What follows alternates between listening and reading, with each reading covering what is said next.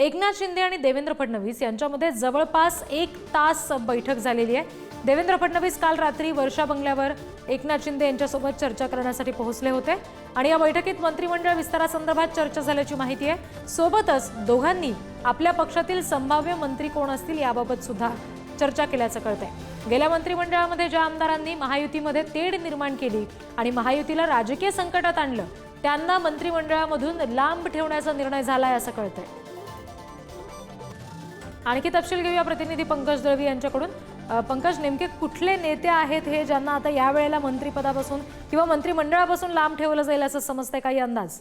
रात्री उशिरा देवेंद्र फडणवीस आणि एकनाथ शिंदे यांच्यामध्ये वर्षा निवासस्थानी बैठक झाली आहे। बैठकीमध्ये सर्व अनुषंगानं चर्चा जी आहे ती करण्यात आली। मंत्रिमंडळाचा फॉर्म्युला काय असेल याच्यावरती बेसिक चर्चा जी आहे ती झाली।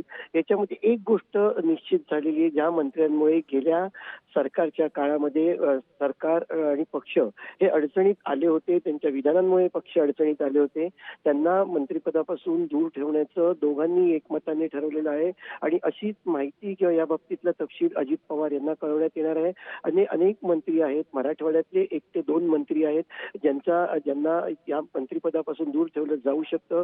कोकणातले एक मंत्री आहेत, माजी मंत्री, त्यांना या मंत्रिपदापासून दूर ठेवलं जाऊ शकतं। त्यामुळे नक्की कोणाला दूर ठेवणार याच्याविषयी चर्चा आमदारांमध्ये आहे, मात्र दोघांनी एकमतानं हा निर्णय घेतल्याचं समजतंय। रिद्धी जी, पंकज, धन्यवाद दिलेल्या माहितीसाठी।